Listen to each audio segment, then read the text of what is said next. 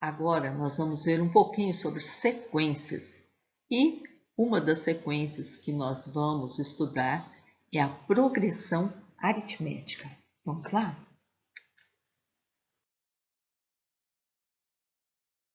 Sequências. Então, o que vem a ser a sequência? Sequência vai ser todo o conjunto em que os seus elementos obedecem uma determinada lei de formação, uma determinada ordem. Então, uma sequência, eu tenho uma ordem ali na entrada dos dados, né?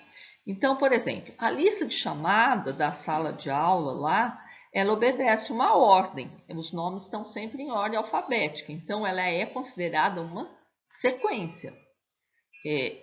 Por exemplo, eu pus uma sequência numérica aí, 1, 8, 15, 22. Qual que é a lei de formação aí?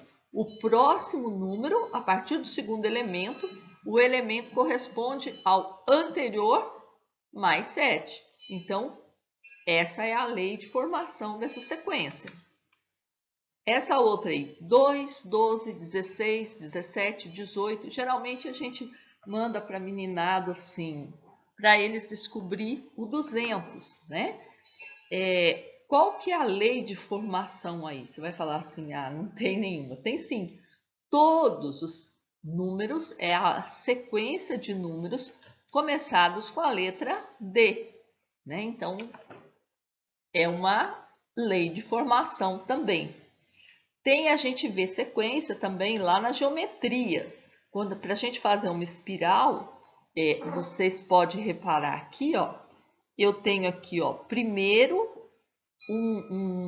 no primeiro quarto aqui eu desenho o círculo com um certo raio. Aí aqui, ó, o que era diâmetro virou raio. Aqui, ó, o que era diâmetro virou raio. E eu vou sempre pondo e assim eu faço a espiral. Então, é uma sequência também, né? Tem essa sequência na formação.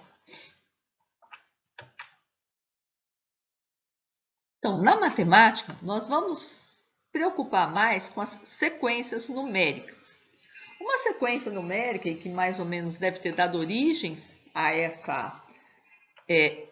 esse estudo, é a sequência que a gente fala sequência de Fibonacci. Quem que foi Fibonacci? Fibonacci é Leonardo de Pisa, né? Que é conhecido como Fibonacci, porque é filho de Bonacci.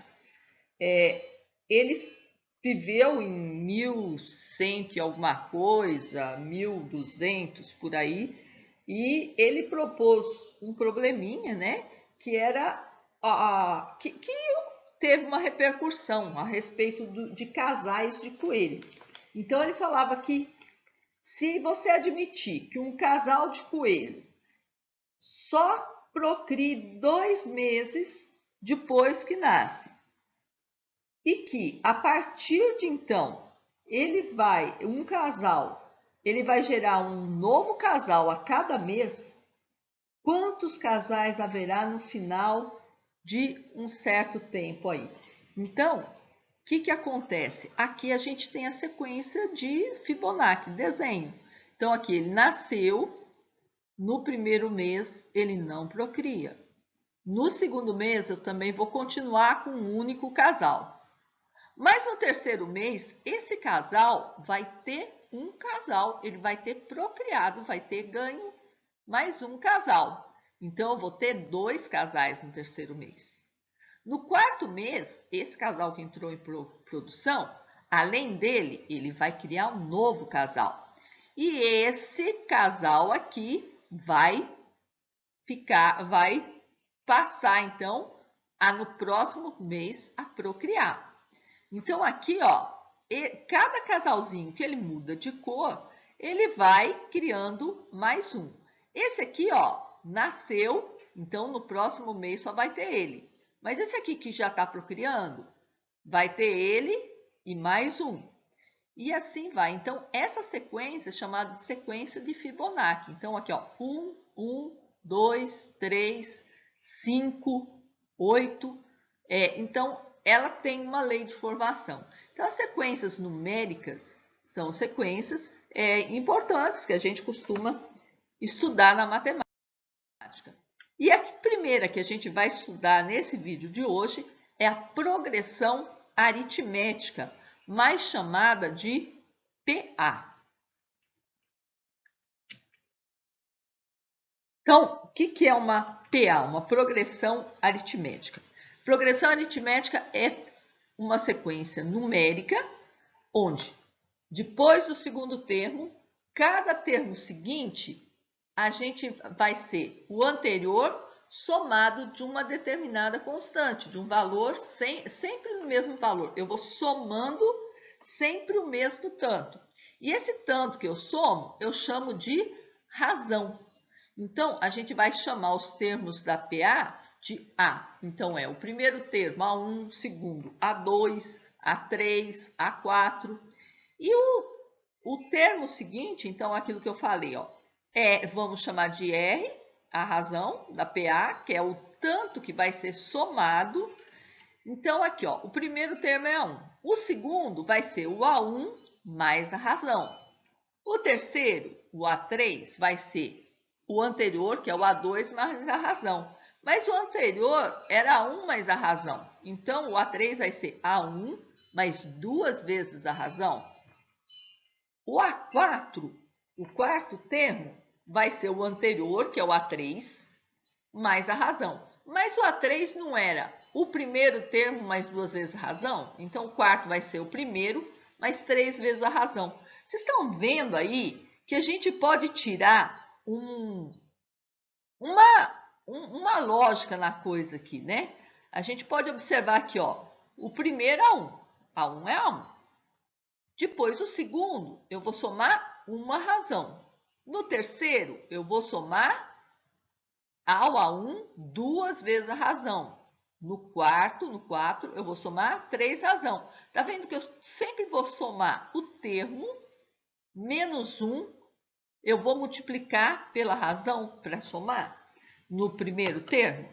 Então, aí, a gente pode tirar o enésimo termo, né? O termo N, que é um termo qualquer, ele vai ser o quê? Ele vai ser o A1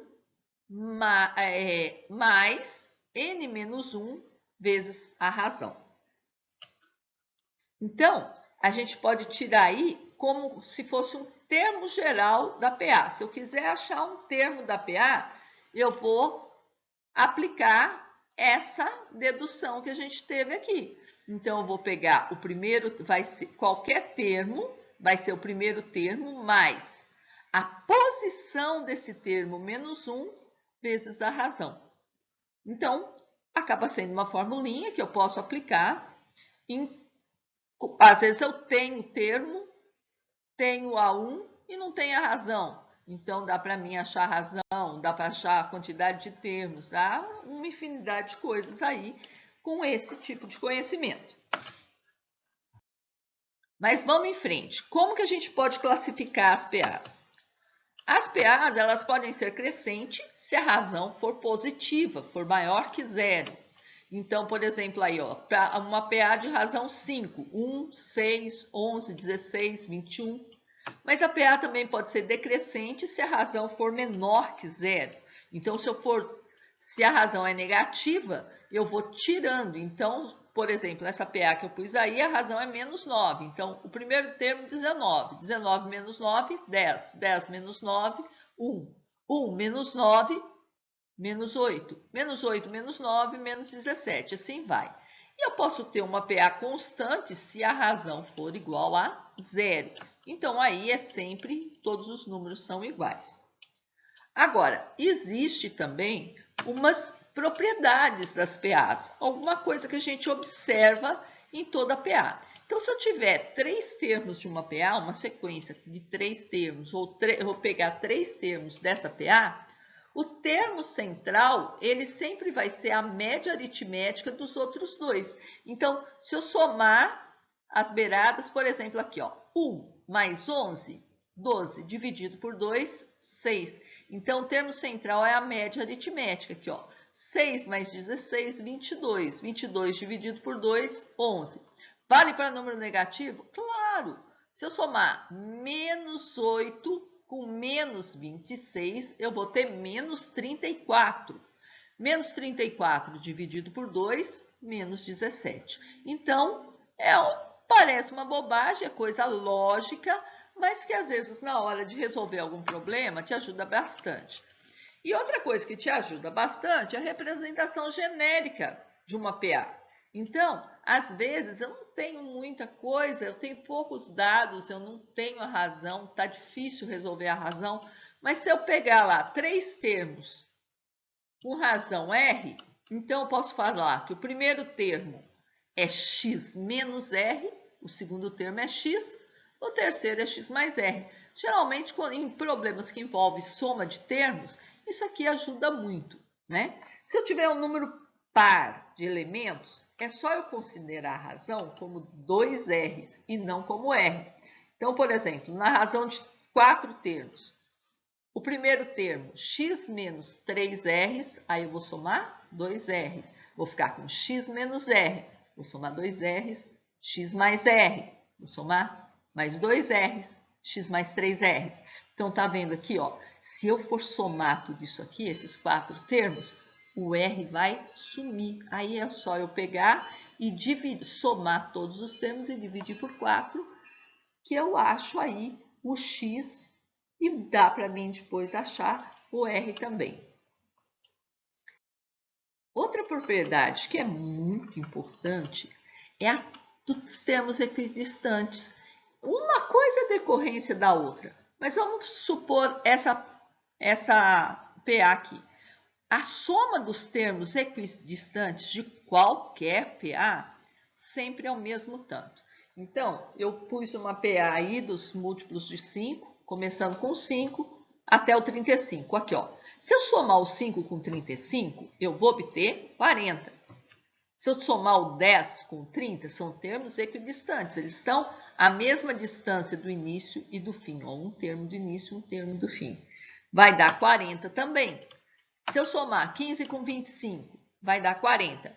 Sobrou um termo central, não tem. Então, se eu for uma PA com um número ímpar, é só eu pegar o central, multiplicar por 2, também vai dar 40. Então, dá para a gente tirar meio que uma regra 1. Aí, A1 mais AN vai ser igual a 1 mais 1 mais AN menos 1.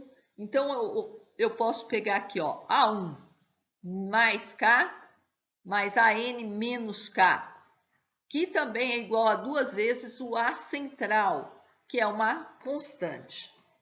Com isso, dá para a gente deduzir aí a soma dos primeiros termos de uma PA. Então, se eu quiser somar os termos de uma PA, eu vou aproveitar aqui. 2 a 2, eles não dão sempre o mesmo tanto? Então, se eu pegar o primeiro mais o último, multiplicar pelo número de elementos da PA, eu vou ficar com o dobro da soma, porque a soma 2 a 2 é sempre a mesma. Então, eu tiro aí a formulinha da soma. Vai ser o primeiro mais o último vezes o número de termos dividido por 2, eu consigo a soma de todos os termos. Bom, a gente vai ficando por aqui, né? Espero que vocês tenham gostado dessa parte de sequências de PA. E no próximo, então, a gente vai resolver os exercícios do PET sobre progressão aritmética do PET de Minas, o programa do volume 4, semana 1, vai falar sobre PA. Esse videozinho é só para vocês inteirar do assunto, para depois a gente poder corrigir os exercícios. Então, até mais!